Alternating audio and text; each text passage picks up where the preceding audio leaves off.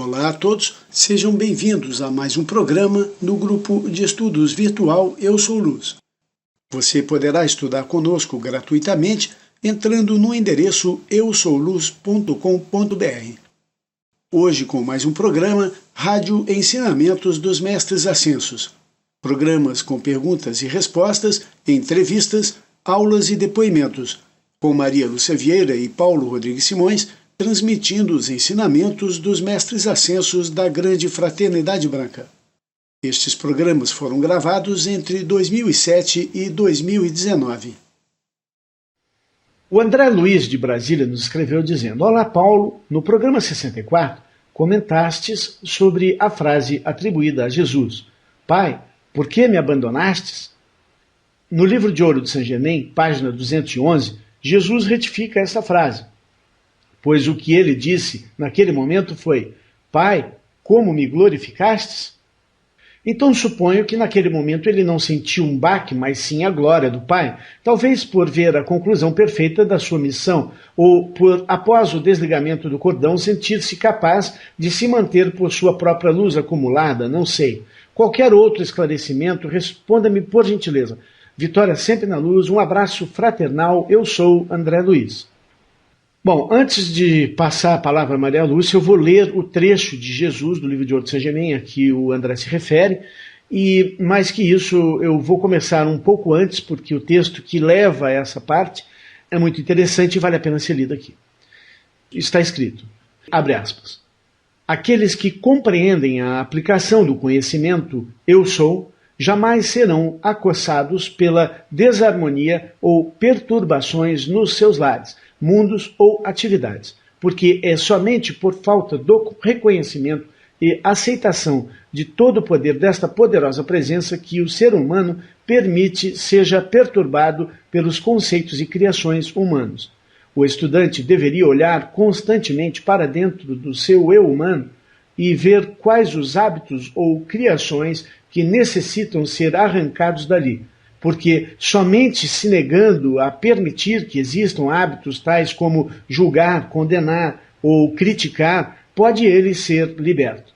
A verdadeira atividade do estudante é aperfeiçoar seu próprio mundo e não o poderá fazer enquanto veja imperfeição no mundo de outro filho de Deus.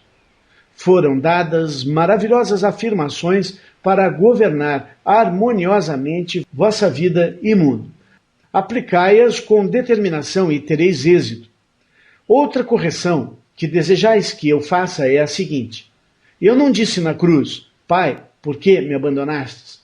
Mas eu disse, Pai, como me glorificaste? Fecha aspas, é esse o texto. Maria Lúcia. Olá, André. Pelo que entendemos dos ensinamentos, as duas versões estão corretas. Jesus sentiu o baque e sentiu a glória. Explico. A alma passa por uma iniciação chamada a Noite Negra do Espírito. Para ultrapassar este teste, é necessário acumular muita luz. A alma deve estar tão unida à sua presença eu sou, que ela pode viver desligada do cordão de cristal, tornando-se ela própria um foco de luz independente. Jesus passou por esta iniciação no momento que disse, quando estava na cruz, Pai, por que me abandonaste? Sim, Jesus sentiu o baque, sentiu o desligamento, sentiu o abandono do Pai a quem ele amava. O Pai que naquele momento iniciático retirou-lhe subitamente a luz, energia. Como poderia não sentir? Ele que tinha total percepção da sua energia? Lembram-se, naquele caso da mulher que tocou a barra da vestimenta de Jesus? Ele percebeu imediatamente que saiu energia de cura. Jesus sabia que passaria por essa iniciação, mas ninguém pode prever a reação que terá na hora do teste.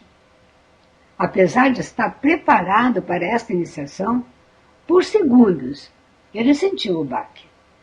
Porém, em seguida, quando foi capaz de autossustentar-se em sua própria realidade divina? Ele falou: Pai, como me glorificaste? Portanto, esta aparente contradição não nos parece significativa. É bem possível que alguém, ao revisar ou traduzir o texto do Livro de Ouro, não tenha compreendido a mensagem, considerando-a contraditória, e tenha criado essa confusão. Agora vamos ver o que diz as pérolas de sabedoria sobre esse assunto, porque o que eu estou falando aqui é o que a gente aprendeu com Elizabeth Prophet. Ela dizia que sim, Jesus passou por essa iniciação, tal como eu descrevi a vocês. Mais do que isso, Maria Lúcia, nós temos ditados dos mestres, não é só um, em que isso fica bem claro do que Jesus disse. Então não é uma dedução nossa, André, mas sim um ensinamento dos mestres através de ditados.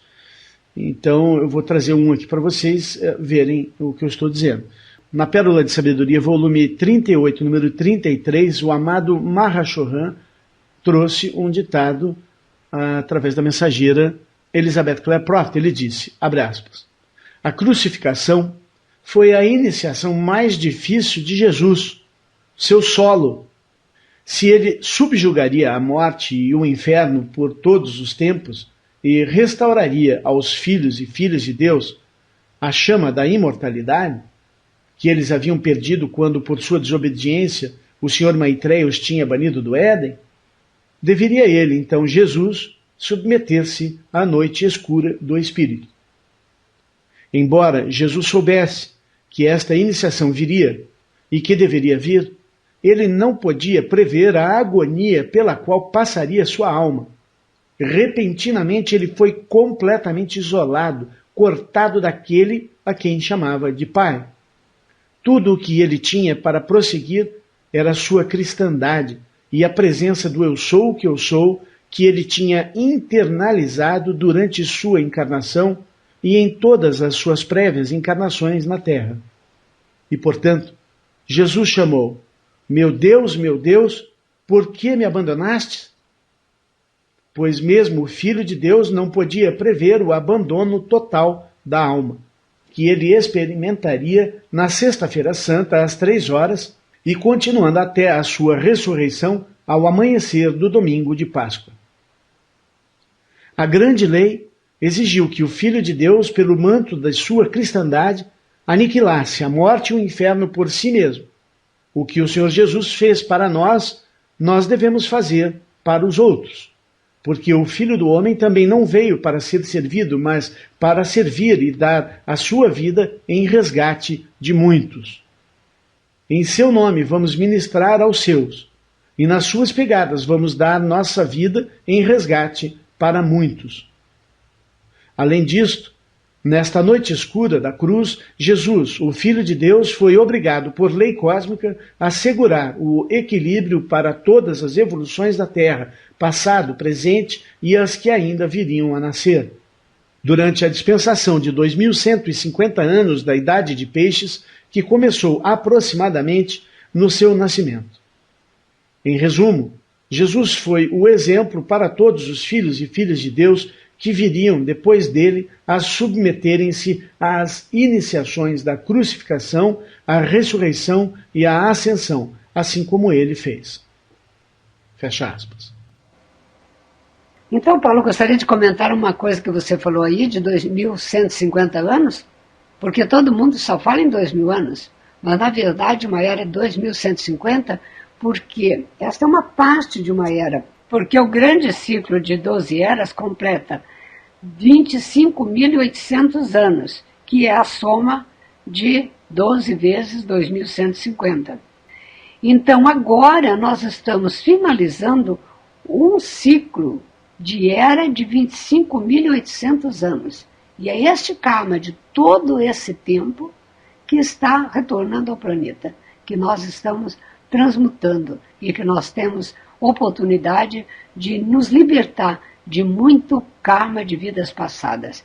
É uma hora de karma pesado, mas é uma hora de muita luz.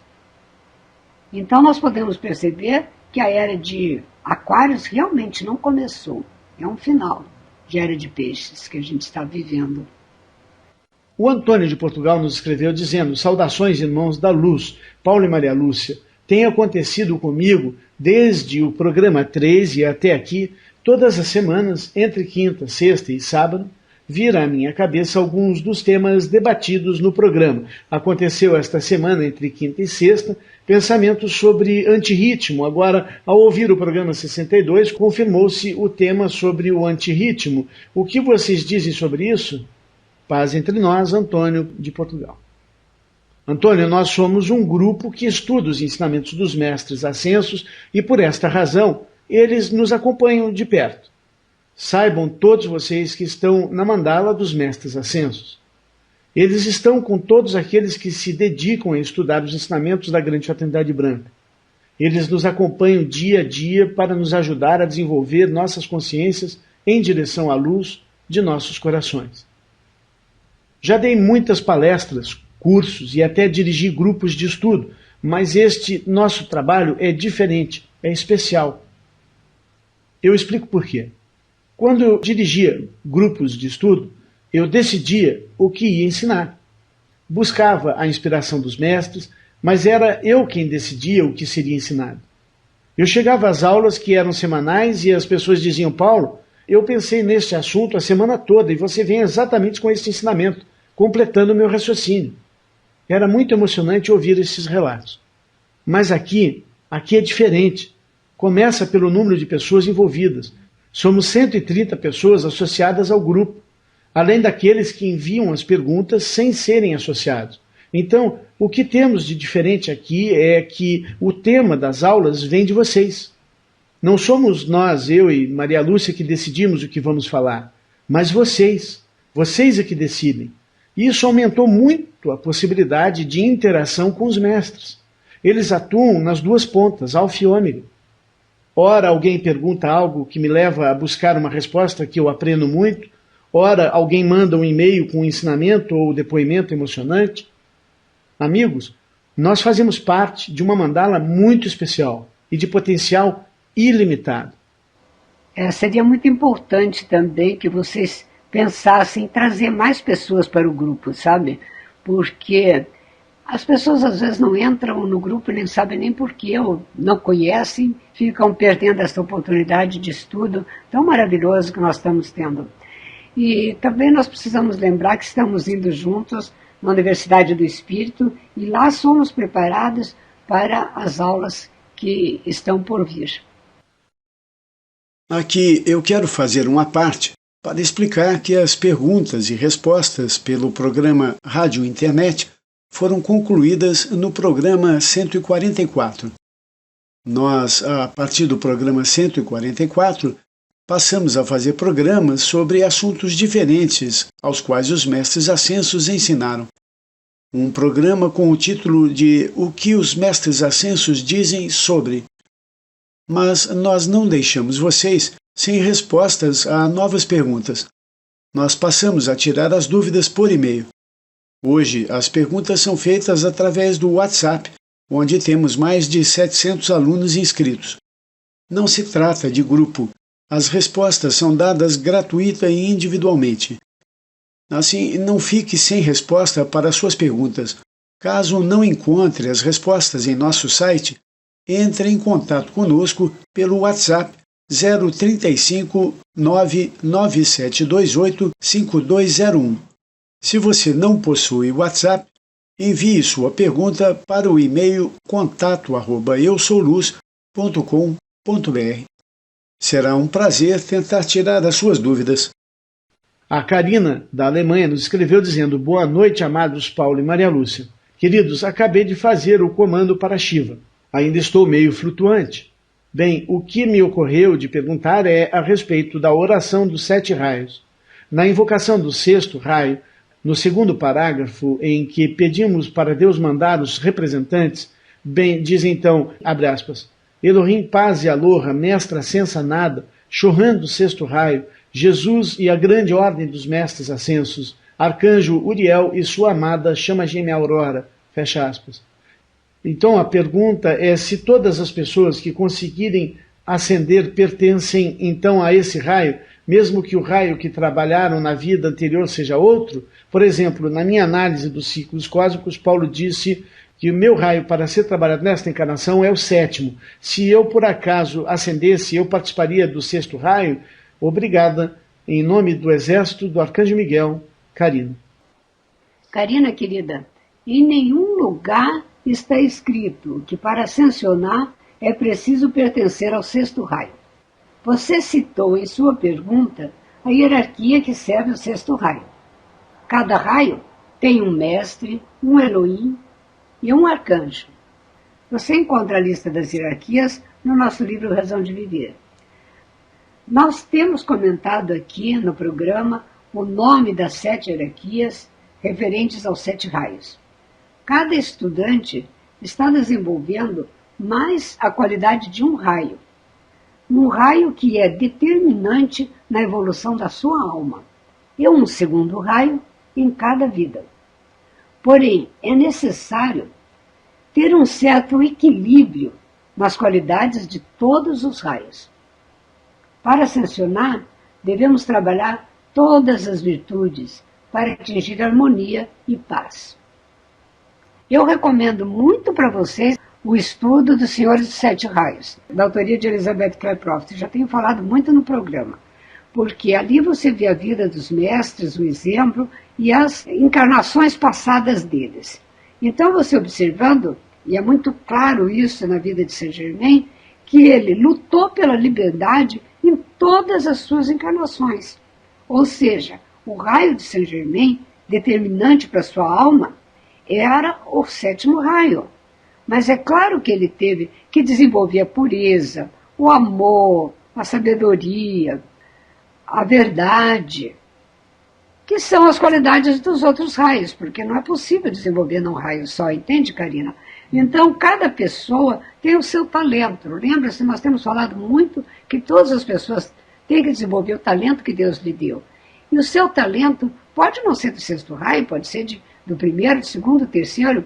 Isso não tem nada a ver, não. Não se preocupe, você não precisa ser do 6º raio, nem do 7º, nem do 8º, para ascensionar. Cada um, no seu raio, vai encontrar o equilíbrio em todos os outros. Com certeza eu não faço a mínima ideia, Karina, de qual é o raio que eu vou ascensionar, ou seja, qual é o raio que eu vou representar depois de ascenso para a humanidade. Não tenho a mínima ideia, porque, veja, a gente desenvolveu durante N encarnações, N raios, e eu não sei qual deles eu tenho mais potência, qual deles eu desenvolvi mais. Eu não tenho essa consciência, eu acho que pouquíssimas pessoas têm. Então, o importante é fazer bem feito o que nós fazemos aqui e agora. É executar a tarefa do dia com amor, com alegria, com boa vontade, aproveitar o tempo que nós temos aqui para servir nossos irmãos, e assim você vai conquistando maior luz para você. Vamos agora, então, trabalhar na nossa frase positiva da semana. Esta frase vem dos ensinamentos de Yogananda, nosso querido Yogananda, que está em nossa página para vocês acessarem lá no botão Ensinamentos.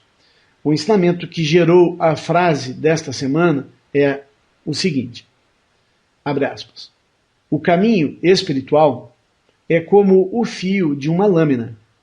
Não é simples, na verdade. O isolamento é o preço da grandeza e da autorrealização. Quando estou só, estou com Deus. É o modo como você deve ser. Fecha aspas. Yogananda. Então, a frase que tiramos deste ensinamento é a seguinte. Quando estou só, estou com Deus. Então vamos lá. Vamos falar 9 vezes comigo. A frase, quando estou só, estou com Deus.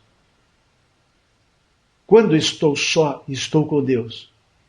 Quando estou só, estou com Deus. Quando estou só, estou com Deus. Quando estou só, estou com Deus. Quando estou só, estou com Deus. Quando estou só, estou com Deus. Quando estou só, estou com Deus. Quando estou só, estou com Deus. Quando estou só, estou com Deus. é importante que vocês desenvolvam essa consciência de que quando vocês estão sós e vocês não têm um livro, não têm uma televisão, não têm uma pessoa para conversar, vocês, ao invés de pensarem, nossa, eu preciso achar o que fazer, deem valor para esse momento de estarem sós. Aproveitem esse maravilhoso momento de estarem sós e utilizem isso para a comunhão com Deus. E vocês vão desenvolver muito, muito mesmo na luz. A Patrícia de Imbituba, Santa Catarina, nos escreveu dizendo: olá, queridos irmãos. Gostaria de dizer que adoro ouvir suas aulas. Elas me tiram muitas dúvidas. Sou muito nova na grande fraternidade branca, estou apenas engatinhando, mas tenho muitas dúvidas a serem esclarecidas. Por não gostar muito de leitura, acabo ficando atrás nos ensinamentos, porque não busco saber as respostas às minhas perguntas e, como já disse, faz pouquíssimo tempo que estou na fraternidade, então não sei se essa minha pergunta já foi comentada aí no programa. Mesmo assim, lá vai. Meus avós maternos são da Igreja Adventista do Sétimo Dia, e desde pequena ouvia eles dizendo à minha mãe que ela devia guardar o sábado como foi pedido por Deus e está na Bíblia. Por favor, me explique essa passagem, porque mesmo estando na Bíblia para guardar o sábado ou sétimo dia, a Igreja Adventista é a única que conheço que faz isso. Existe outro entendimento para esta passagem? Desde já agradeço. Um grande beijo, Patrícia. Excelente pergunta, Patrícia. Essa resposta que eu trouxe para vocês é reveladora, é muito legal mesmo. Lá vai. Por que devemos lembrar do dia do sábado? Encontramos os prós e os contras na Bíblia. Em Êxodo 20.8 está escrito, abre aspas, lembra-te do dia do sábado para o santificar. 6 dias trabalharás e farás toda a tua obra, mas o sétimo dia é o sábado do Senhor teu Deus. Não farás nenhuma obra, nem tu, nem teu filho, nem tua filha, nem teu servo, nem tua serva, nem o teu animal, nem o teu estrangeiro, que está dentro das tuas portas. Porque em 6 dias fez o Senhor os céus e a terra, o mar e tudo que neles há, e ao sétimo dia descansou, portanto abençoou o Senhor o dia do sábado e o santificou. Fecha aspas. Segundo as Escrituras, quando começa e termina o sábado? A Bíblia diz em Levítico 23:32, abre aspas, sábado de descanso vos será, e afligireis as vossas almas desde a tardinha do dia 9º do mês até a outra tarde. Guardareis o vosso sábado. Fecha aspas. Já Jesus, em Mateus 12:11, sugere que as horas do sábado sejam usadas para fazer boas obras. Abre aspas. E ele lhes disse, qual dentre vós será o homem que, tendo uma só ovelha, se num sábado ela cair numa cova, não há de lançar mão dela e tirá-la? Ora, quanto mais vale um homem do que uma ovelha? Portanto, é lícito fazer bem nos sábados. Fecha aspas. E ainda em Marcos 2:23, Jesus diz, abre aspas, e aconteceu que, passando Jesus num sábado pelas searas, os seus discípulos caminhando começaram a colher espigas. E os fariseus lhe disseram, vês, por que fazem no sábado o que não é lícito? Mas Jesus respondeu-lhes, nunca lestes o que fez Davi, quando estava em necessidade e teve fome, ele e os que com ele estavam? Como entrou na casa de Deus, no templo de Abiatar, sumo sacerdote, e comeu os pães de proposição, dos quais não era lícito comer, senão aos sacerdotes, dando também aos que com ele estavam? E disse-lhes Jesus, o sábado foi feito por causa do homem, e não o homem por causa do sábado. Assim, o Filho do Homem até do sábado é Senhor. Fecha aspas. Na Pérola de Sabedoria, volume 28, número 16, em um ditado de São Patrício, dado à mensageira Elizabeth Clare Prophet, o título deste ditado de São Patrício é, abre aspas, sábado das 5 às 5, um ciclo de 24 horas de recriação em Deus. Está escrito, abre aspas, instigo-os, em minhas palavras, a compreenderem o verdadeiro significado dos frutos do jejum. Que ninguém se considere uma exceção a esta lei. Esteja vazio, para que eu possa preenchê-lo, e faça isto com regularidade no dia reservado por Lanelo. O sábado é o dia para se purificar pela chama violeta e limparmos-nos e escrever a carta de confissão e queimá-la, observando que o sábado começa às 5 horas da tarde, entrando o templo com Saint Germain e retornando na manhã seguinte para receber a santidade de Deus, porque você veio. Se você considerar então este ensinamento, você vem para dar sua penitência no sábado à noite, queimando a carta e dando estas 3 ou 4 horas para ele. Assim, vossos pecados não só são postos de lado, como também são consumidos, e você continua a nova semana vestido com a luz da coroa do Buda Maitreya, e seu ensino e sua luz. E assim, o sábado de graças vai de sábado a domingo, das 5 às 5 horas. É um ciclo de 24 horas de devoção.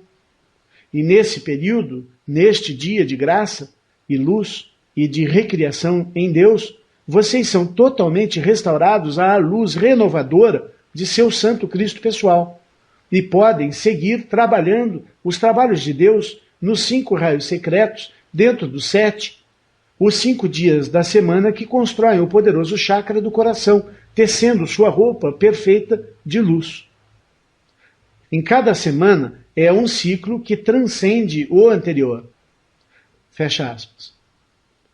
Veja então, Patrícia e amigos, que não é nem no sábado nem no domingo, mas em ambos. Os mestres ensinam que os mantedores da chama do coração devem jejuar todas as semanas no sábado, com Lanelo e Saint Germain usando a chama violeta, exercícios físicos e limpando-se internamente com jejum, descansando o corpo físico no sábado. O jejum não precisa ser total, pode ser de sucos, de vegetais e até de arroz integral. Nós temos uma excelente aula sobre este assunto em nossa página. A meta deste ritual de jejum é para a purificação espiritual, o esvaziamento para que o Espírito Santo possa entrar. Muitos descobriram benefícios saudáveis no jejum, tais como normalização de peso, desintoxicação e principalmente clareza mental e paz interior. Na Pérola de Sabedoria, volume 31, número 83, o amado Jesus transmitiu à mensageira Elizabeth Klaproft o seguinte trecho do ditado, abre aspas. Eu os convido a decidir, em conselho, uns com os outros, se virão aqui para o Sabat, que nós celebramos aos domingos. Se virão a este lugar em plena força e decisão, para que eu, Jesus, possa transmitir a vocês, semana a semana, o incremento do fogo sagrado para que as condições negativas interiores e exteriores que resistem à luz possam ser vencidas. Fecha aspas. Maria Lúcia é uma das pessoas que eu conheço que mais fez esse jejum de arroz que Elizabeth Klaproft tanto ensina. Maria Lúcia, poderia nos falar um pouco sobre isso? Os macrobióticos recomendam o jejum de arroz para a cura de qualquer doença. Porque o arroz integral, ele limpa as células. Passar um dia ou 10 dias só com arroz integral é uma limpeza e cura muito grande para o corpo físico e também, claro, para o corpo mental e emocional. É interessante que o arroz deve ser cozido assim, sem temperos, e você pode comer a quantia que desejar, de forma que não sente fome. E é muito interessante que a cada vez que você vai comendo, aquele arroz tem um sabor bem diferente um do outro. Mas eu gostaria de encorajá-los a fazer ao menos um dia de jejum por semana. Não é difícil e é muito recompensador. Até graças, a gente consegue muita graça fazendo jejum. Ofereça a sua presença, eu sou pela manhã. Olha, eu vou fazer o jejum hoje, eu te ofereço em benefício desta graça para fulano, para ciclano, para alguma coisa que você deseja. Ou para o teu crescimento e desenvolvimento espiritual. E passa aquele dia com arroz integral, ou se preferir, com suco. Mas desde que seja um só tipo de suco. Ou suco de uva natural, que você compra em lojas naturais, sem açúcar, é consistente e alimenta incrivelmente. Porque, na verdade, nós estamos sempre tão bem alimentados que aquela fome que dá assim na horinha, que você está habituado a tomar o café da manhã, o almoço, depois que você toma um copo de suco, ela passa imediatamente. A gente pode muito bem passar um dia dando descanso ao estômago e assim o seu organismo tem oportunidade e tem aquele tempo para tratar de limpeza. E o que acontece com muitos é uma certa dor de cabeça nas primeiras vezes, porque essa dor de cabeça é um sinal que o organismo está expelindo toxinas. Quando a pessoa já está mais purificada, ela não sente mais dor de cabeça. Outros têm um sono excessivo. É bom também porque regulariza o sono, mas com o tempo vai passando essas reações mais desagradáveis. Então não se preocupe com dor de cabeça, tome muita água, porque a água vai ajudando a eliminar as toxinas. Banho, 1 ou 2 banhos também vai ajudando a eliminar a toxina que está na pele para que você possa sentir-se melhor. Exercício no dia do jejum é muito importante, uma longa caminhada ou a prática de qualquer outro exercício que você prefira. É muito recompensador. Eu encorajo vocês porque eu faço 1 vez por semana um jejum de líquido e acho ótimo. Engraçado que no dia seguinte a gente está se sentindo tão melhor, mas tão melhor. É incrível. Maria Lúcia, você disse sem tempero, a gente pode colocar sal nesse arroz? Sim, pode colocar sal. Uma coisa que eu fazia, às vezes que fiz esse jejum, até penso em voltar a fazer agora, é trocar o tipo do arroz. Por exemplo, tem o arroz integral, o cateto, o agulha, entre outros, né? E você, a cada refeição, escolher um dos tipos de arroz integral. Ou então misturar eles todos numa só panela. Para mim, a melhor marca de arroz integral é Hares. Eu acho uma delícia o arroz integral Hares. É muito bom. Um outro alerta, esse jejum deve ser feito por pessoas saudáveis. Se você tem algum problema de saúde, uma diabetes, um problema cardíaco, você precisa procurar o seu médico antes de fazer qualquer jejum. Por favor, não brinquem com a saúde, que é uma coisa muito séria. A Ângela de Belo Horizonte nos escreveu dizendo: olá, Paulo e Maria Lúcia, primeiramente gostaria de desejar um feliz dia dos pais para você, Paulo, e todos os pais ouvintes do programa. Ser pai é maravilhoso, não é mesmo? Difícil, mas maravilhoso. Deus abençoe a todos. Grato, Ângela, pela lembrança. Continuando o e-mail dela.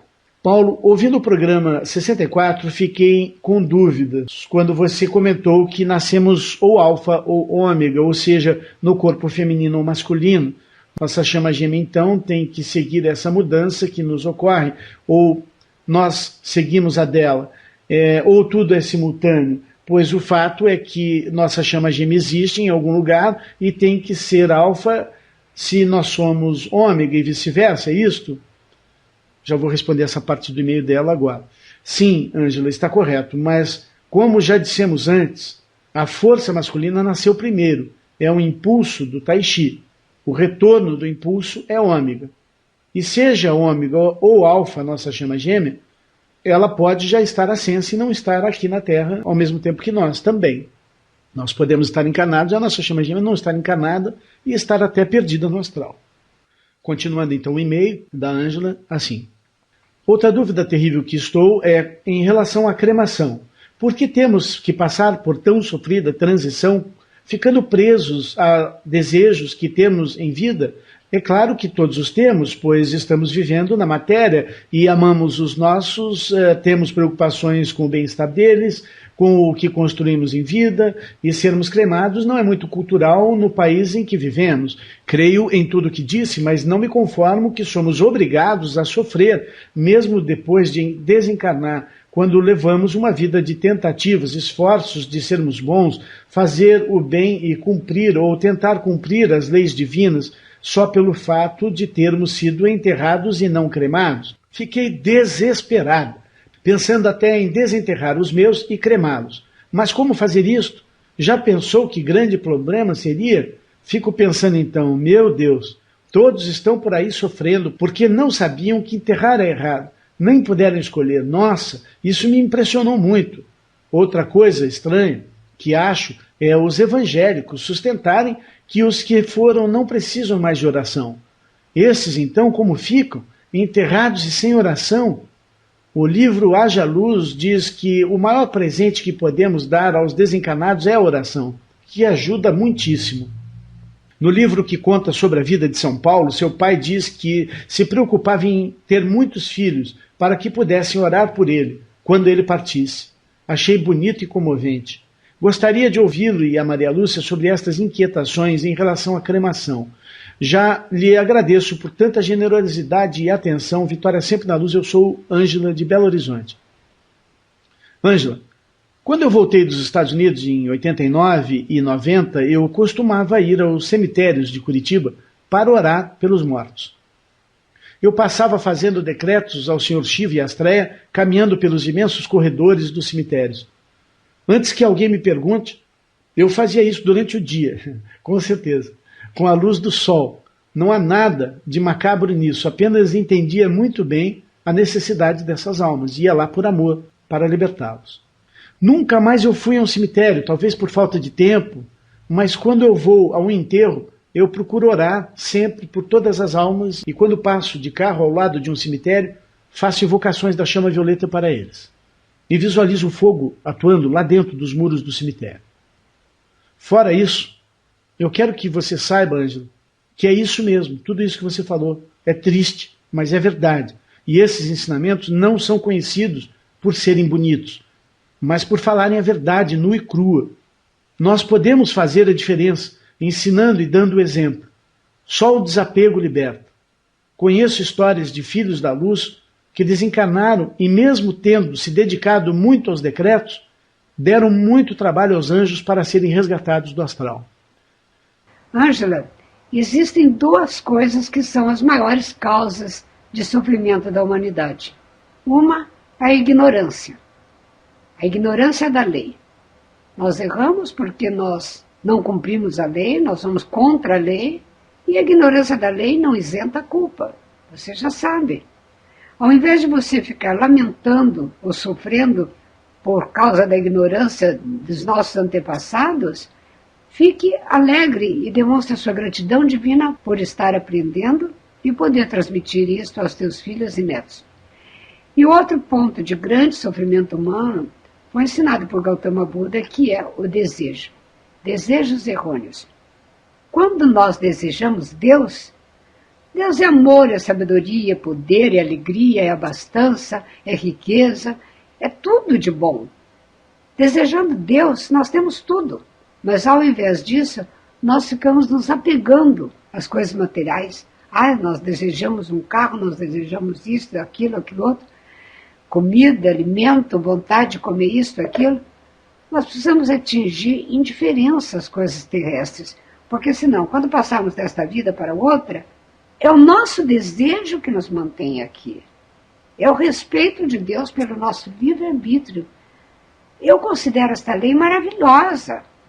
Claro, é difícil nos desapegarmos. Cada um de nós tem o seu diferente apego. Um é com o filho, com o pai, com a mãe, com o alimento, com cigarro, com não sei o quê. Não importa, seja o que for. Todo apego, todo desejo às coisas terrestres nos prenderão, nos impedirão de subir mais alto. Agora, fique tranquila que a sua vida do lado de lá não será pior do que é aqui. É a continuidade. Então, quanto mais você se espiritualizar, mais luz você terá do lado de lá. É por isso que o primeiro mandamento é amar a Deus acima de tudo, acima de todas as coisas, para que não fiquemos presos aqui após a passagem.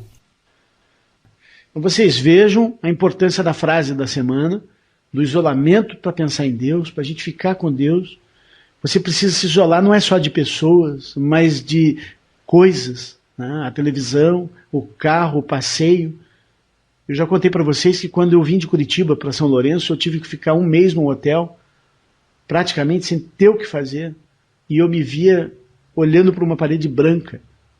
Os budistas fazem muito isso, olharem a parede branca para rezar. Os judeus fazem isso no muro, lá em Jerusalém, vão falar com Deus olhando no muro, né? O muro das lamentações. Então é importante o isolamento para falar com Deus, realmente não só de pessoas, mas de tudo. E é baseado nisso. A busca pelo divino é difícil porque o mundo é cheio de grandes distrações e divertimentos ou preocupações que nos tiram a atenção daquilo que realmente importa, que é Deus. Agora, quanto a dar exemplo, né, para o próximo, como Maria Lúcia disse, você não precisa se preocupar em ficar explicando, apenas conte para todo mundo que você conhece, que gosta de você, que se preocupa com você, que você quer ser cremada. Ah, por que você quer ser cremada? Aí você explica. Num ponto qualquer da vida, eles vão acordar e vão pensar que realmente você pode ter razão, e aí eles vão se ver numa situação difícil, então é melhor seguir o caminho da cremação. Por que não? É até moderno, não é, Maria Lúcia? É verdade. E voltando a falar em solitude, é muito importante e muito agradável. Eu gosto muito de ficar sozinha.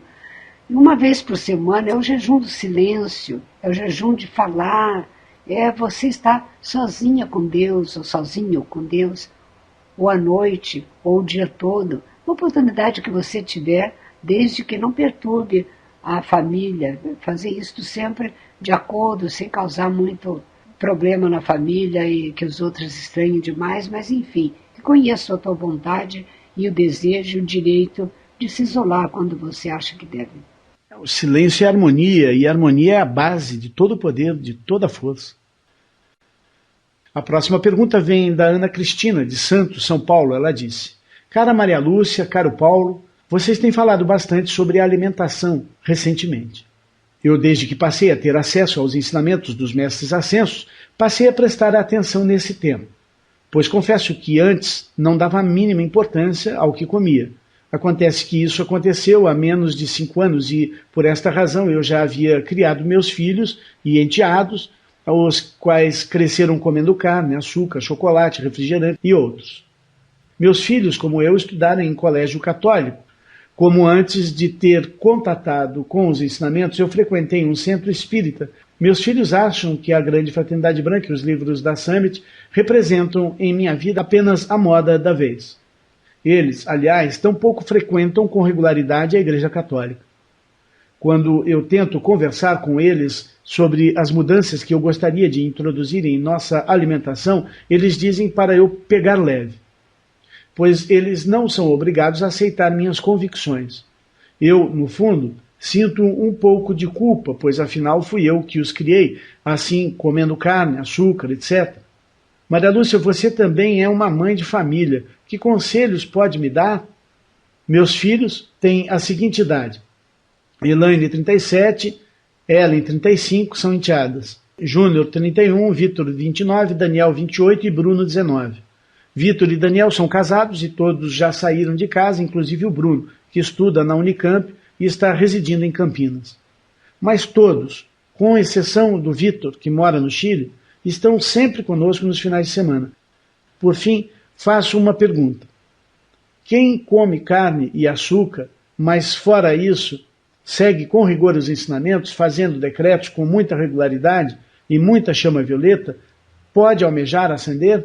Um grande abraço a todos, vitória sempre na luz de Deus que nunca falha. Eu sou Ana Cristina. Minha querida Ana Cristina, você encontra grande parte da resposta às suas perguntas na primeira pergunta do programa anterior, que é o exemplo, somente o exemplo. Não force seus filhos a nada. Faça o bife para eles e coloque na mesa uma travessa de bolinhos de soja ou de quibe de soja para você, mas não ofereça. De repente você verá que eles começam a experimentar e vão gostar. Não sinta culpa também. Isto é carregar peso do passado, é olhar para trás, é identificar-se com o pecado, com o erro. Nós precisamos nos identificar com a luz, com o eu real. E a culpa, a autocondenação, é ligação com o eu irreal, ou o morador do umbral. Sim, é claro que nós erramos, mas isto é parte do aprendizado. Sempre que a culpa vier à sua mente, reverta este pensamento, agradecendo.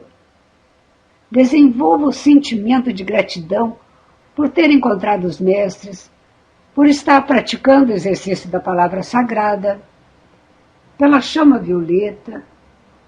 São 1000 coisas que nós temos para agradecer, porque podemos ouvir, falar, caminhar, pela família enorme, linda que você tem. Imagine que coisa linda, 6 filhos se reunindo todo final de semana. Isso é muito bonito. Se você quer ascensionar, deve desejar isso ardentemente. O desejo atrai condições para que ele seja completado. Além disso, para realizar qualquer projeto, deve-se ter uma visão da meta. A pessoa que deseja ser médica deve visualizar-se recebendo o diploma ou exercendo a profissão. Se a ideia é comprar um carro, deve visualizar-se dirigindo o carro, imaginar-se e sentir-se dentro dele. Quando o candidato à ascensão chega ao retiro do mestre Serapis Bey, ele é recebido com um belo ritual presidido pelo mestre Jesus. Você pode criar esta imagem em sua mente. Quando o indivíduo tem uma visão da meta de chegada, a sua mente subconsciente, que atua 24 horas por dia, atrai para ele as condições necessárias para que ele possa chegar lá. Isso é uma coisa científica, não é uma invenção, uma criação minha. Poder da visualização, poder da meta de chegada. Observe quando vocês lerem vidas de pessoas que se realizaram, ou desses esportistas que chegam a ser campeões, muitas vezes a gente vê como eles têm uma visão da meta. Quanto ao açúcar, leia o livro Sugar Blue para conscientizar-se sobre o açúcar. Dizem os mestres que se o açúcar fosse eliminado da Terra, 50% das doenças desapareceriam do planeta. E você vai diminuindo gradualmente a carne e o açúcar e verá que, de repente, você não suporta mais esses alimentos. Eu quero deixar o meu depoimento aqui com relação à alimentação. Maria Lúcia, para quem não sabe, é minha mãe e ela fez isso comigo. Ela colocava o arroz integral na mesa e eu era mais novo e não gostava, achava aquilo um horror, mas ela não forçava a gente a comer. Ela deixava lá. Aí um dia ou outro eu pensava, eu vou provar isso aí, vou provar. Aí comia, reclamava, criticava, achava um horror aquilo. E assim ia, até que hoje eu como muito bem e gosto do arroz integral. Mas é bem isso que Maria Lúcia falou. Coloca, você come, põe só para você, né, como se estivesse sendo ali egoísta, não dando para ninguém. Né, e as pessoas vêm. Agora, se você oferece, se você impõe, aí eles não querem, fecham as portas, é pior. O grande caminho é o exemplo e eu assino embaixo, Maria Lúcia, parabéns. Obrigada. Grata, grata, grata. O próximo texto que eu vou ler para vocês é sobre as testemunhas de Mark Elizabeth Prophet, aquele quadro do programa que nós começamos há pouco. O texto é Perdidos e Achados. É muito interessante isso aqui, prestem atenção porque ele é bem curtinho e o ensinamento está nas entrelinhas. Abre aspas. Acompanhei Mark e Elizabeth em sua viagem ao Oriente Médio. Enquanto viajávamos pelo Líbano, nós fizemos uma parada para descanso e eu entrei em uma loja de presentes e comprei uma pequena estátua de anjo. 2 de meus companheiros de viagem estavam comigo. Durante a nossa viagem de volta dentro do ônibus, eu organizava a minha bolsa de viagem e quando notei que minha carteira de dinheiro tinha desaparecido. Então retirei tudo de dentro da sacola para me certificar. Desnecessário dizer, orei fervorosamente. Não havia nenhum cartão de crédito internacional naquela época e todo o meu dinheiro estava naquela carteira que sumiu. Assim que entramos no hotel, eu vi Mark e contei-lhe o que tinha acontecido. Ele tranquilamente comentou, Graça, isto é um grande desfortúnio. Assim que cheguei ao meu quarto, apressadamente fui ver a minha gaveta da mesinha de cabeceira e lá estava a minha carteira. Todo o dinheiro estava lá. com exceção da quantia que eu tinha utilizado para comprar o anjo naquele dia. Graça Johnson. Fecha aspas. O que achou da história, Maria Lúcia? Que incrível, não? Então o Mark Profit, pelo jeito, materializou a carteira dela no hotel. Antes que ela entrasse, já estava lá. Não tem outra explicação, né? Muito interessante, realmente interessante. Bom, eu tenho o meu testemunho, eu não sei se eu já contei isso aqui para vocês, mas quando eu morava lá no rancho em Montana, trabalhando na Summit Lighthouse, o meu barbeiro, cortava o meu cabelo, era o antigo barbeiro do Mark quando ele era vivo. E ele me contou que um dia estava fazendo o cabelo e a barba de Mark Profit e a luz acabou. E ele disse para o Mark, infelizmente não poderemos cortar seu cabelo hoje. E ele estralou os dedos e a luz acendeu. E nós continuamos a cortar o cabelo. Então, esse é realmente uma história fantástica de um homem que tinha comunhão total com os mestres ascensos, com os anjos de luz e com sua presença eu sou. Então, dessas histórias a gente tira que realmente as pessoas que estão com a presença eu sou podem tudo, desde que haja respeito ao livre-arbítrio do próximo. Olha, eu me lembrei de um fato também que a mensageira Elizabeth Profit nos contou, e que isso serve para um grande alerta para nós. Ela disse, uma semana antes do Mark falecer, uma semana antes dele fazer a transição, que foi também a ascensão dele, havia pessoas que o criticavam, dentro do próprio rancho. Nós nunca vamos satisfazer a todas as pessoas, né? Ninguém consegue isso. A próxima pergunta vem da Ana Cristina, de Santos, São Paulo. Ela diz, caros Paulo e Maria Lúcia, ainda sobre alimentação e reportando-me ao que o Paulo falou no programa 64 sobre jejum. Gostaria de saber, esse jejum, uma vez por semana, tem que ser total ou podemos ingerir pequenos bocadinhos de leite, de soja, por exemplo, durante o dia, para não sentir fraqueza durante o trabalho? Saudações fraternas a todos, vitória sempre na luz de Deus, que nunca falha. Eu sou Cristina. Ana Cristina, querida, tudo o que deveríamos falar sobre jejum, eu penso que já foi dito hoje, mas eu gostaria de acrescentar ainda que você não precisa se preocupar de pensar que vai sentir-se fraca. De forma alguma, você é uma pessoa que se alimenta bem diariamente, um dia por semana, você não se sentirá fraca de fazer jejum. Leve para o trabalho a sua garrafinha de suco, do suco escolhido para o dia, sempre o mesmo suco durante o dia todo, e tome à vontade, quanto quiser. Você se sentirá muito bem nutrida e alimentada após tomar meio copo ou um copo de suco. De hora em hora, de meia em meia hora, de 2 em 2 horas, quanto quiser. Não vai sentir fome nem fraqueza de jeito nenhum. Pode, como eu já falei, sentir um pouco de dor de cabeça, cabeça pesada, mas isso é parte da desintoxicação. Não tem como evitar isso. Quando você estiver desintoxicada, não sentirá mais essa dor. Ok? O Antônio de Portugal nos enviou um e-mail dizendo: saudações amigos da Luz de Deus. Paulo e Maria Lúcia, na página Ensinamentos, número 48, o que é mesmo ter religiosidade? Diz da importância de amar e servir a Deus acima de todas as coisas, e amar e servir ao próximo como a si mesmo. Bem, eu entendo como próximo todo aquele que cruza o meu caminho, cada um com a sua ideia, cultura, conceitos religiosos, etc. Pergunto, como posso amar e servir o meu próximo como a mim mesmo? Paz entre nós, Antônio, Portugal.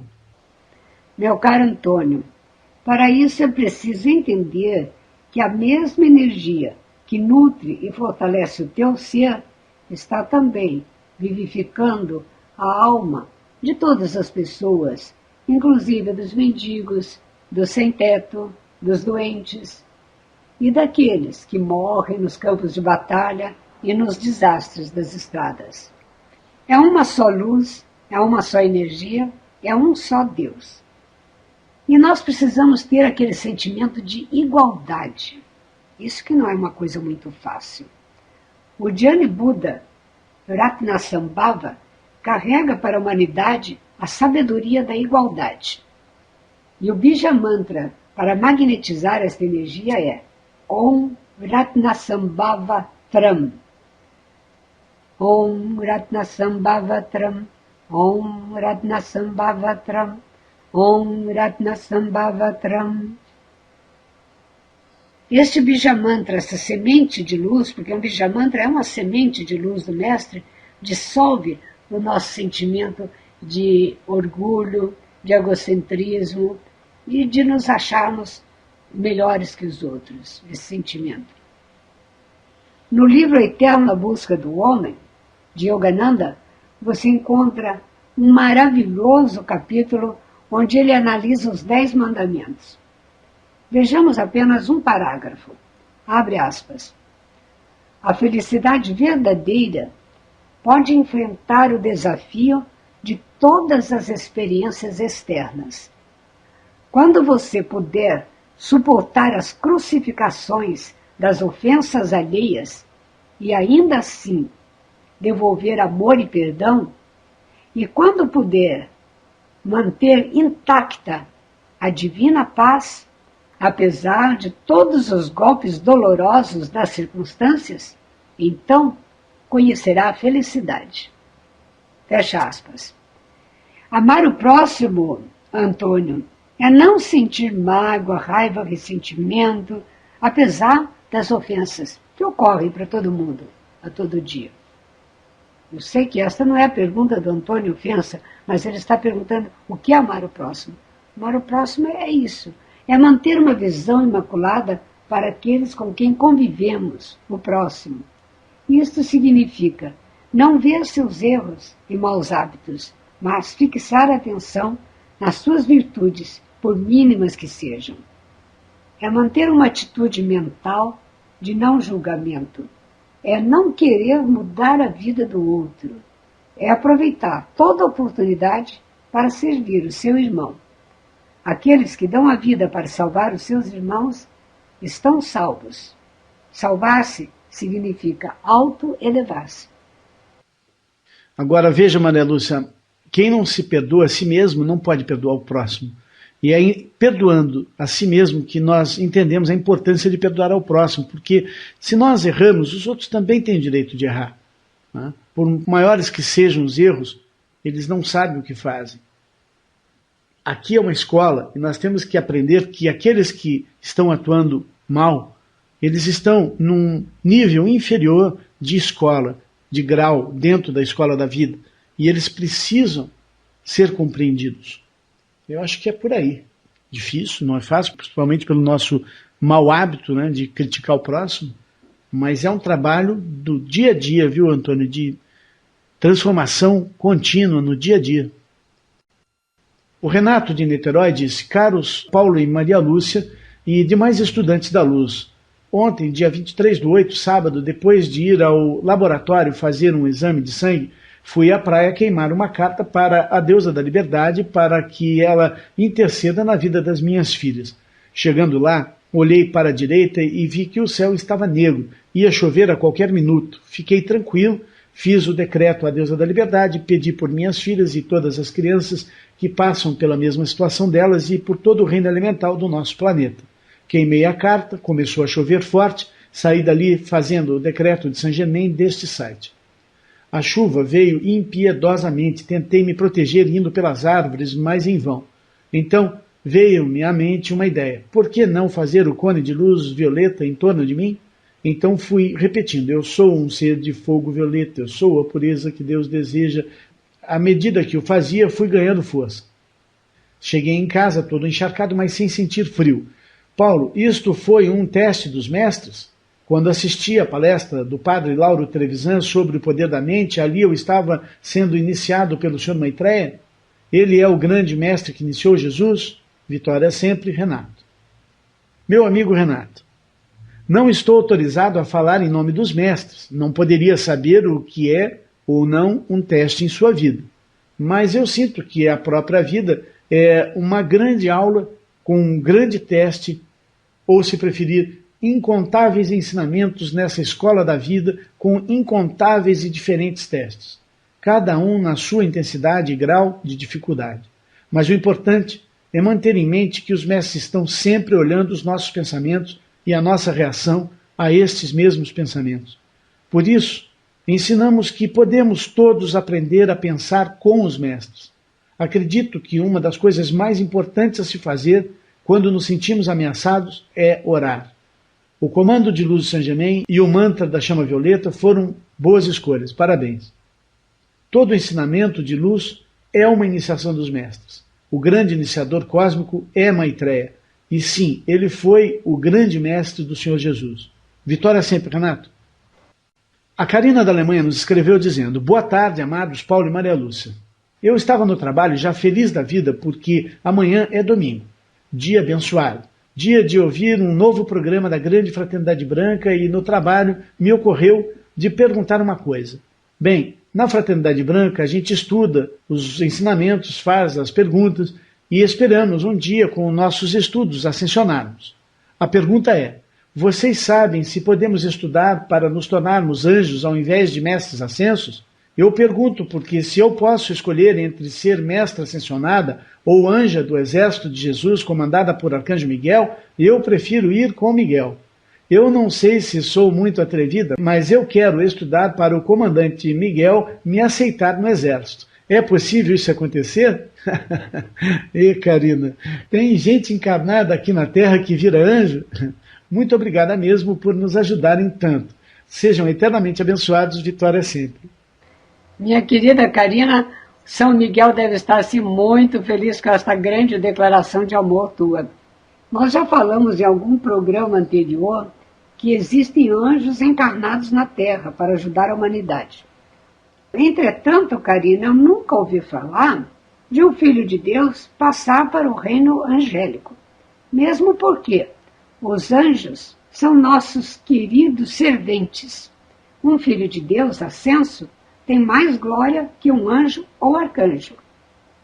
A ideia do cosmos é sempre evolução. Mas você pode servir desde já e para sempre como um soldado no exército de Jesus sob o comando de São Miguel. Você pode ser um instrumento para São Miguel atuar aqui, no plano mental, no plano emocional e no plano físico, agora. Leia o livro Plano Astral, de Charles Leadbeater, da editora Pensamento. Então você entenderá como podemos trabalhar com os anjos enquanto dormimos, aqui e agora. No exército celestial não tem só soldado, mas toda uma hierarquia. Soldado, coronel, capitão, general. E você não precisa, Karina, mudar de reino para trabalhar com São Miguel nesta vida e além dela. Mas, Maria Lúcia, você sabe que a Karina é tão impetuosa e tão atirada que isso é uma qualidade dos anjos encarnados. A gente não sabe se ela é ou não do reino angelical ou humano, né? Essa é uma coisa importante a ser dita aqui. Ela tem sim umas características de anjo, que é ingenuidade, espontaneidade. Com certeza. Mas o que Maria Lúcia disse é correto. Realmente, quem pertence a um reino é deste reino e ponto final. E nós podemos sim servir ao exército de São Miguel e de Jesus e assim vai. A gente escolhe aquele mestre e se identifica com ele e bota-se à disposição. Eu sempre me considerei de um exército. Eu não sou um instrutor da luz apenas aqui. Eu me considero um guerreiro em luta pela liberdade dos filhos da luz, e a minha missão que me foi dada foi ensinar, né? A Luciane de Curitiba nos escreveu perguntando: por favor, vocês podem me dizer o que é inteligência? Existem pessoas que não possuem inteligência ou talvez não possam desenvolvê-la? Por que algumas pessoas têm mais e outras menos? A que se deve isso? Obrigado, Vitória sempre na luz, Luciane Curitiba. Luciane, a inteligência é a capacidade mental de raciocinar, planejar, resolver problemas, utilizar as ideias, compreender ideias e linguagens e aprender. É percepção. É o intelectualidade, a capacidade de compreender e adaptar-se, capacidade de entender ou interpretar, destreza, habilidade mental. Não podemos falar de inteligência sem falar de sabedoria. A sabedoria envolve o conhecimento, o saber. Não é a capacidade, mas o saber em si, ou ainda a comunhão com a fonte do saber. Existe ainda uma grande diferença entre a sabedoria humana e a sabedoria divina.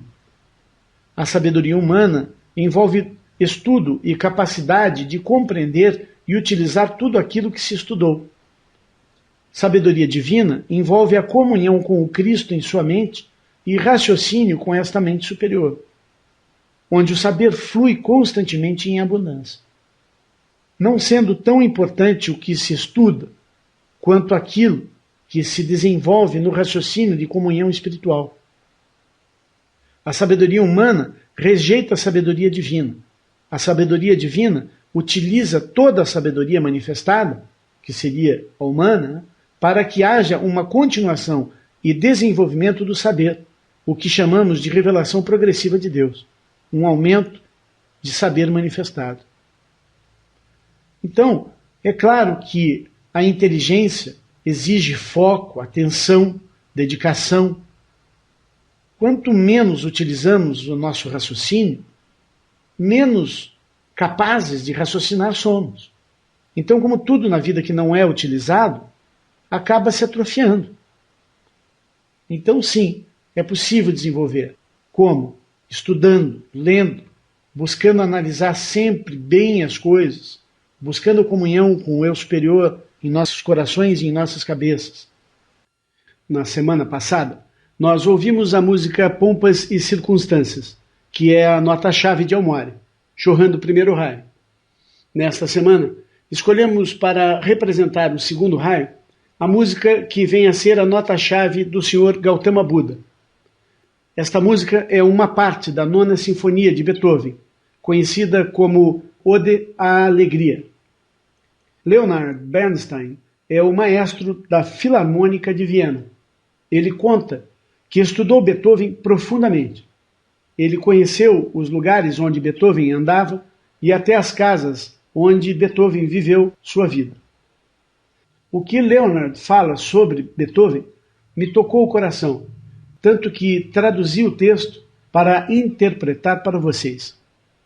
Ele diz, abre aspas, a música de Beethoven mantém-se infinitamente satisfazendo a todos que a ouvem. É interessante, tocante e tem se mantido assim por quase 2 séculos e para todos os tipos de pessoas.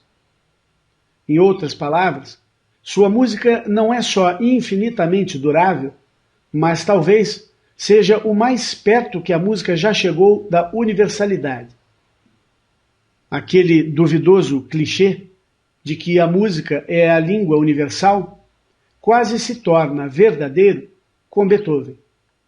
Nunca existiu um compositor que tenha falado tão diretamente para tantas pessoas, aos mais velhos, aos mais jovens, aos educados, aos ignorantes, amadores, profissionais, sofisticados, primitivos, a todas estas pessoas de todas as classes, nacionalidades e raças. Sua música fala em uma universalidade de pensamento, de irmandade humana, liberdade e amor.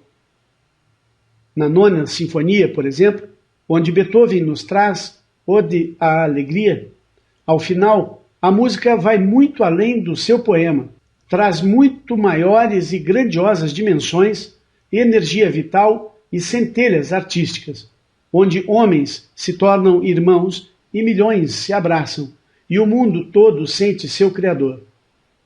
Em outras palavras, esta música tem sucesso até onde aqueles que controlam as grandes religiões organizadas falham. Porque ela conduz este espírito da cabeça de Deus e sublimidade na libertação de uma maneira doutrinária que era típico de Beethoven. Ela tem a pureza e a comunicação direta que nunca se torna banal. É acessível sem ser ordinária. E esta é a magia que ninguém pode falar ou explicar. Talvez houvesse em Beethoven, o homem, uma criança interior que nunca cresceu, mas que até o fim de sua vida se manteve uma criatura de graça, inocência e confiança, até mesmo nos momentos de grande desespero em sua vida. E aquele espírito inocente nos fala de esperança e futuro e imortalidade. E é por esta razão que amamos sua música agora, mais do que nunca. Nesta hora de agonia mundial e falta de esperança e de falta de socorro, nós amamos sua música e precisamos dela. Desesperados como possamos estar, nós não podemos ouvir sua nona sinfonia sem emergirmos para uma mudança de riqueza e coragem. E para um homem que pode dar um presente tão precioso como este para a humanidade, nenhuma honra pode ser tão grande e nenhuma celebração alegre o suficiente. É como estar celebrando o nascimento da música em si. Fecha aspas. Leonard Bernstein.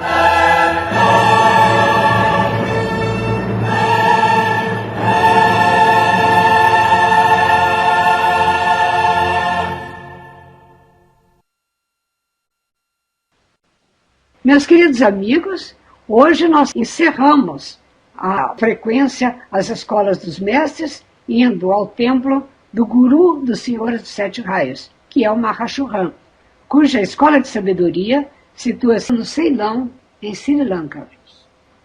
Ele pertence ao 8º raio e ao representante do Divino Espírito Santo. Portanto, é uma luz de transformação, de regeneração, de libertação, de destruição do nosso mal interior. Ele pode nos ajudar a nos libertar das nossas idiosincrasias. Então falem comigo. Em nome da poderosa chama trina que pulsa em meu coração, eu invoco o amado Mestre Mahashohan para que leve a minha alma esta noite ao seu retiro espiritual situado em Ceilão, Sri Lanka. Liberta-me do ego, liberta-me do orgulho, do egoísmo, do egocentrismo. Liberta-me desses venenos e de todos os venenos do meu eu inferior. E eu peço a chama da sabedoria, da visão divina do meu terceiro olho. Em nome do Pai, da Mãe, do Filho e do Espírito Santo, nós agradecemos. Amém. Amém. Venha estudar conosco no grupo de estudos virtual Eu Sou Luz, pelo endereço eusouluz.com.br. Participe com sua doação para que possamos levar os ensinamentos para mais e mais pessoas, pelo Pix contato@eusouluz.com.br. Agradecemos a participação de todos e pedimos para que inscrevam-se no canal e cliquem no sininho para que vocês possam então receber o alerta para cada vídeo que liberarmos por aqui. Até um próximo vídeo.